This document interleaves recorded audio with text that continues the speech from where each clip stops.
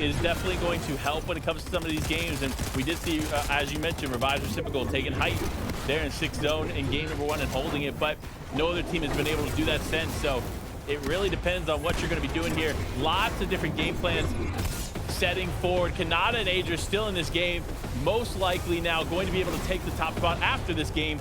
However, it is so uncertain because anything goes here in the next few moments. Anything goes indeed, and Bryce and Chubbs, one of those teams that have the least or some of the least experience here in the lobbies, but they're playing like they've been here time and time again. But down goes Agers. Kanata's being left by himself. 15 splashes. He can stagger himself back, but does he have the opportunity? Does he have the time? He needs to find a moment to stabilize himself. And oh my gosh, a huge shot to be fired on Divert, knocking him down. You can see the huge switch up, dropping the splashes, getting the shockwave hammer, and keeping the show on the road. If anybody else saw all that loot, they're going to try to bull rush in and take down Kanata and steal what they think is theirs. And that's why you see him moving so quickly to get away from it. Such a smart play, but no, Revive's going to end up going down. Reciprocal on the back foot, just trying to stay in this. He has the hammer, though, so he can easily disengage from this other team, but it looks like they've already slowed down as well. So Reciprocal now taking a moment, taking a breather, and just trying to figure out where he can go next.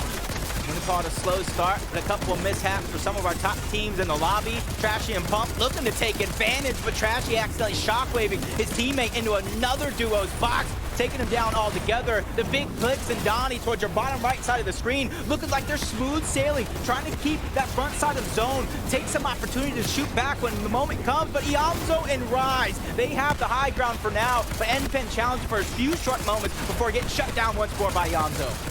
I mean, Clicks just lost his teammate there, so he's going to need to do something big. But with Iamzo and Rise on the high ground, it could be all over for this duo, for any of the other duos, I should say, in this lobby. Because when they have height, you are going to get punished. They know how to connect those big shots, but now getting challenged for high ground. Iamzo Rise going to have to play towards the mid layer and just stay calm for a second. I like the way he read that perfectly. He cannot hold high ground without Mats dropping down low. A daring play. We'll see if it works out for him later in the game. As Trashy trying to get to the front side. 2 different shockwave hammers, trying to give himself a bunch of mobility and a huge escape plan when push comes to shove. And you can see him trying to stay to the front side of zone. With lacking Mats, he's going to have to look back and figure out some sort of refresh scenario, just like Kanata. But he has a couple more seconds to work with. 10 splashes. He can stagger himself back and scavenge all the loot from the fallen players before. I mean, look, so much is going on. When we thought Rise had the high ground, he had it taken from him. Rise barely in and now getting knocked there by Bryce, the new high ground claimer. But no, he even potentially losing high ground in this moment as well. So much is happening. The hammer play into Storm, a bit of a misplay too far. And unfortunately, Bryce is going to go down, leaving Chubbs left as a solo player. He got caught out at the tail end. Into the top 6 we go. You talk about a solo player, but 5 eliminations so far. He's ready and up for the challenge, just like Trash. You can see him bobbing and weaving, trying to get the information. What is the best play? He goes up, he tries to go forward, landing on NPen and Chess. That's not going to be the play. He gets denied for now. Back into the Storm to grab that second shockwave hammer. Without any builds, this is going to be his best opportunity to move around and cause some chaos. I mean, and chaos indeed is caused as Trashy lands a massive shot here, but he's going up against the duo. He needs to be careful. He cannot overextend in a fight like this, especially with no builds left. He gets the knock. Will he be able to hold him down? He gets 2. He gets 2 eliminations to finish off that duo. He goes back to back, keeping himself alive, but he doesn't get the siphon to go through and keep himself going. Now it's down. NPen and Chess, the only duo standing, but Aoxy, he has the world on his shoulders, and it's not going to be enough, though, as NPen and Chess Juniors, with 11 eliminations, take game number 7. I said it. I mean, I'm going to be honest. I'm impressed that Trashy lasted that long. That was really good. 10 HP, no material, just hanging out as a solo player. But Fadge able to pick that one up. Tragics and Sisto looking to keep this one going as they take some big shots. The Mythic Munition Augment playing into Tragic's favor because that man don't miss. Yeah, I heard that in the distance. Launchpad going down. That was Quanti and Scare who's able to find that one up while they were fishing for jellyfish.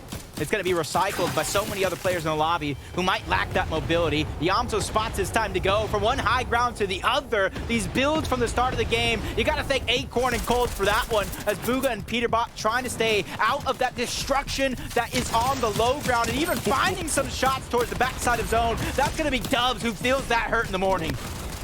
Yeah, that's going to be a painful shot that he's going to have to take there on the chin. But Fatch and Pamsu dropping the team down does take quite a bit of damage, so going to need to heal back up and just play off of this. They got some shots in. That's great. That's going to keep them above the threshold, but you can't afford to continue to pursue that fight, especially with the way that it was going. But for Avivan users, they're on the back foot. They're on the edge of the zone, and they need to start going. They cannot afford to take storm damage like this. You see, he does have a med miss and some chug splashes. However, those are way more valuable in those final moments of the game when you know you can play the storm. You can see Amzo and Rise building underneath, just like you see some of our top competitors from every single region begin to reinforce their chances. Pamso and Fats still trying to cause chaos in the lobby. They took down Kanata, almost took down Booga and Peterbot as well. Superstar or no superstar, they came to play and take over here in day number 2, and you can see him trying to break through, reunite with his teammates. Being box to box towards his end game is going to be important and crucial for the success, and you can see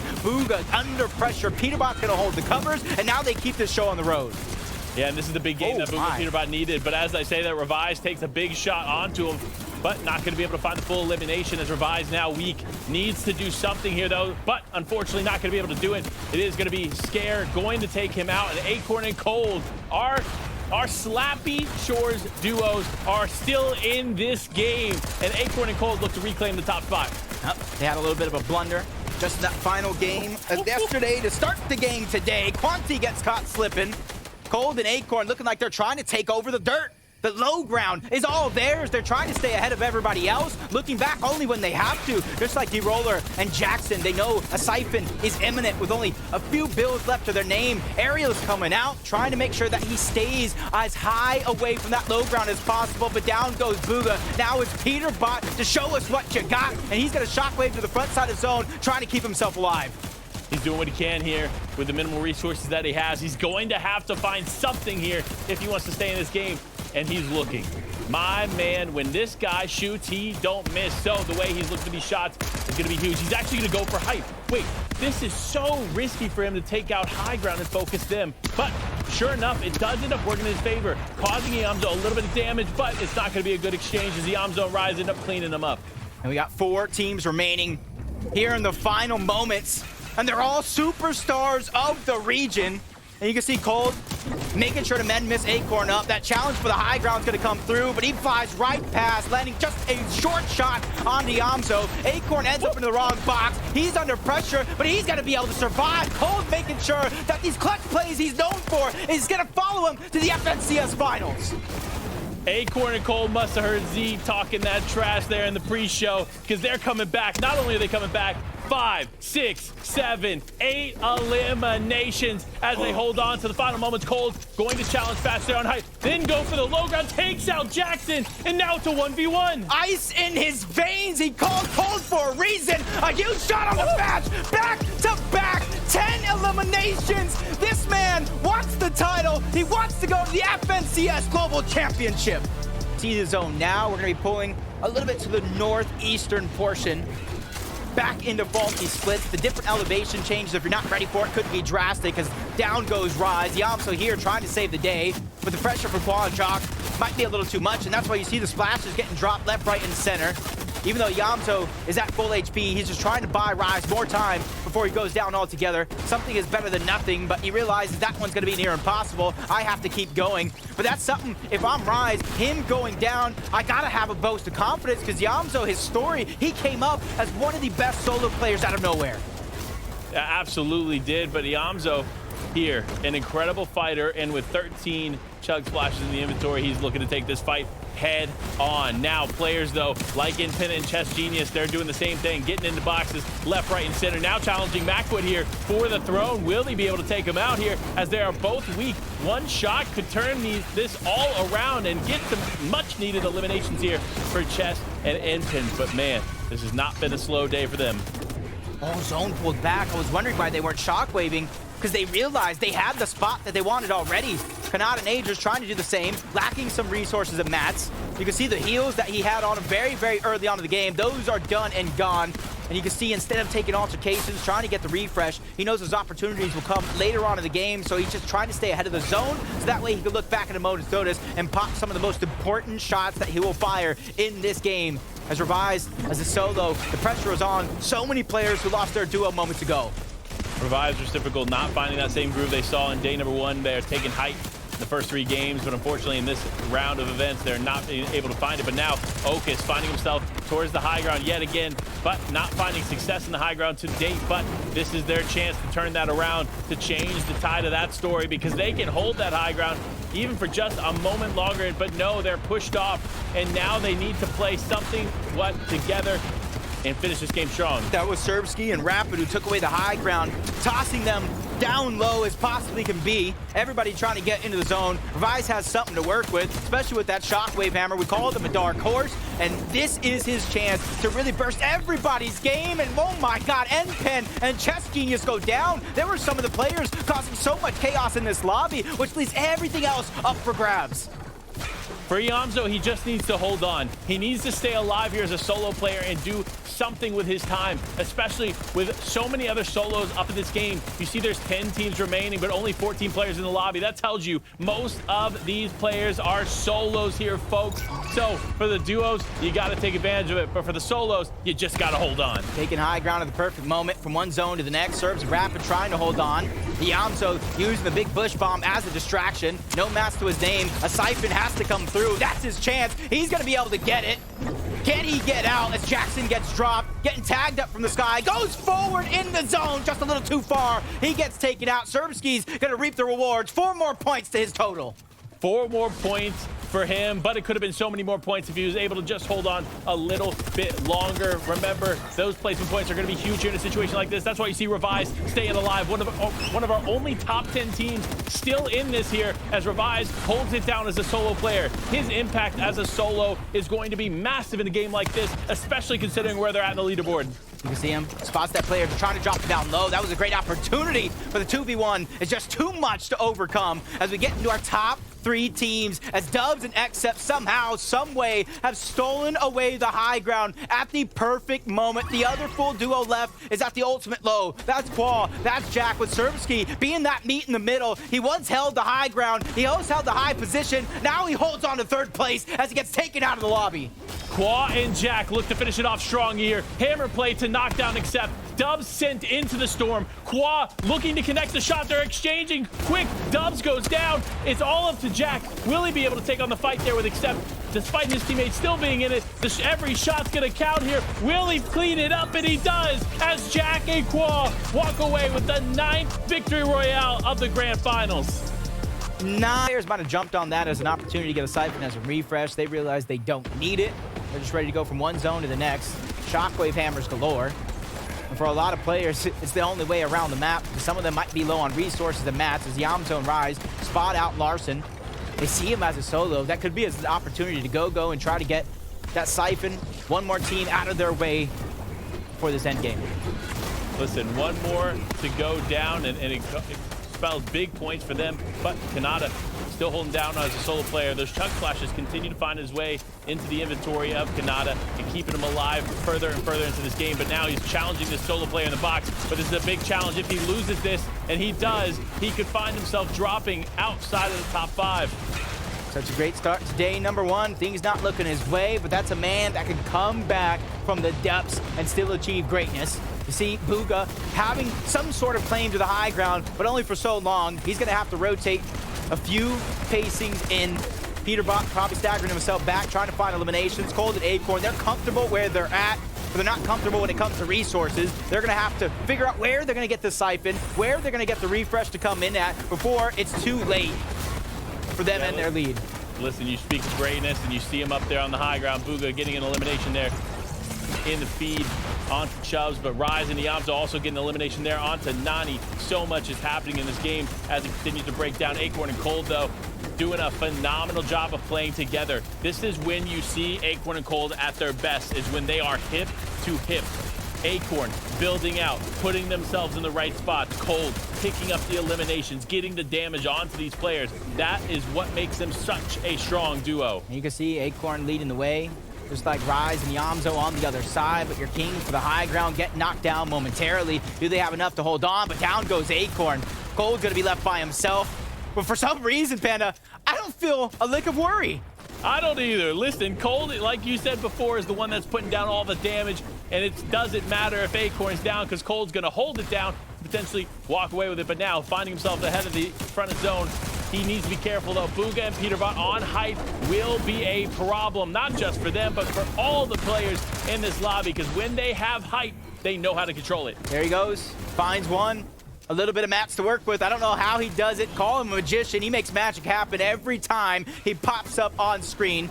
Looking to make it again. A player's going to be right above. He's going to go ahead and bypass it, landing a good shot on the Peterbot back-to-back as he gets the knock on the Bugha as well. Everything comes crashing down. He almost makes magic happen once more, but every magic act comes to an end sooner or later. And the elimination onto Bugha actually does convert before he goes down, but with Peterbot cleaning him up, it looks like they're still going to be the champions, at least in this game of Slappy Shores. But with Swirl and Aoxy still in it, they need to hold down and be careful. 3 HP is not a lot to work with, especially in the final moments of the game. But here it is, folks. Here it all comes down to it. 6 teams remain, 5 teams remain.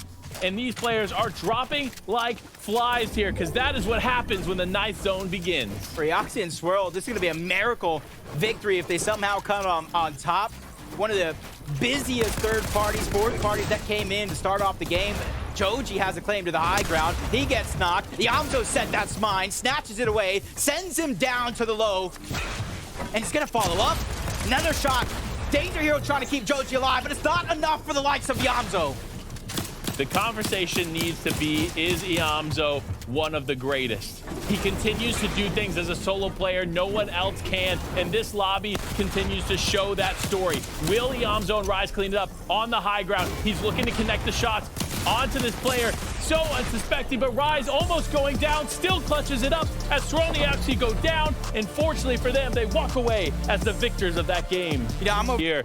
Jacob, rev your engines. Get ready to go, because the energy starts now. And my engine's been revved since game number 8 on the day. And this is going to be the interesting thing as a lot of these teams begin to launch themselves high in the sky. Cease as well, using the aerialist augment. And once you saw that zone pull towards the east, that's when you really had to buckle down and say, what is our plan? Do we have enough build? Can we outlast? Bugha gets caught out. Peterbot trying to find some redemption. A huge shot onto Miro, but he's barely going to be able to escape for now.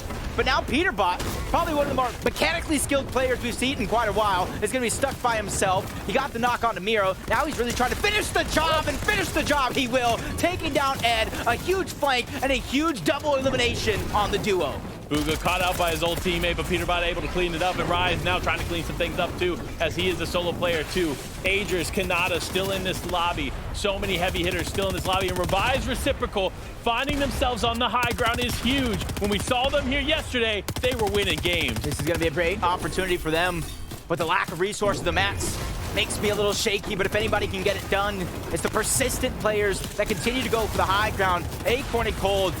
Rise is by himself. A 2-horse race has got even more interesting. Rise has to do it all by himself. Cold and Acorn, they're down on Storm Surge, 192. Something I wouldn't have expected to this spot. They're trying to keep it going. They're trying to make sure it doesn't really worry them in this situation, but it got me a little worried, especially with Acorn getting dropped, leaving Cold by himself. The world of pressure on his shoulders and using the last of his heals. It's only him that makes the job done. I called him a magician before, and magic happens again. Huge elimination there onto Dubs. Remember, listen, Cold as a solo player is exceptional, but when he has more pressure on his shoulders, whether it's the surge damage he's having to worry about, these other players he's having to worry about, sometimes that will cause him to crumble, so he needs to do everything he can to collect as many points as he can. The name of the game is survival, because placement is so valuable in a situation like this. Depending on if he has any time to pay attention to the feed, you got to be looking at Yamzu and Rise, at least outlasting them at the very minimum here in game number 11. That's going to be key, but waiting in the wings, waiting to see them pop off. Kanata and Agers trying to take this opportunity by storm. With a lot of the top teams in shambles, this is their moment to strike. Without resources, without any material to work with, they're going to have to figure out another way in, but they find a gold mine towards the low ground. But Reciprocal and Revise, I asked the question, do they have enough resources to hold on? They said, yes, sir, we do. Yes, sir, indeed. Let's see if they can maintain it, though, because so many players are going to look soon. They're going to try and take it as they can, especially with players like this. Agers losing Kanata does have the hammer in the inventory and can cause disruption for the entire lobby, but Cold now just trying to get ahead of zone. Where is he finding this loot? Where is he? Where's the llama at? I don't know where Cole is going to be able to dig deep. How many times? Every time I think he's going to be out, he pops right back on in. Kanata and Agers as well. The revive is going to be successful. Chess Genius is trying to challenge for the high ground. Everything comes crashing down, but did they take it back? Kanata and Agers trying to survive, living on a prayer, down on resources, similar to Cold, but he has all the resources to work with. And as soon as Zone pops, he builds himself outward, and he's getting ready because he knows you have to have those boots strapped in. The solo impact of Cold in this competition is unreal. He has put so many points here as a solo player that it is massive, but another team that is putting points on the board, it is Chess Genius and Inpin yet again. 9 eliminations, Jacob. This is the second time we've seen this. Waiting to the late game, waiting to the movie zones where everybody's in shambles. They force that high ground take and they hold on to it, but Cold is still going. This man has energy for days, and you can see him sneaking, prowling in the distance, trying to hunt the opponents, but the pressure from the high ground is stopping his plan. But up he goes. He said, you challenge me, I will make sure you regret it. But bouncing in and out of zones, his opportunity is running out as his match run goes. This is it here. Can Cold hold on? He gets an elimination or a knock onto Kanata. But Agers still in this game. He's looking to convert, and he does. A full elimination comes through. Cold now fights Agers here for it all. It's actually death on the other side of this. Another one coming through here for Cold. Can he be stopped? Another one. That's going to be the name of the game. DJ Cold does enough, but it's not enough to topple over and battle here on the edge of zone, but it's zone 6. You already know what time it is.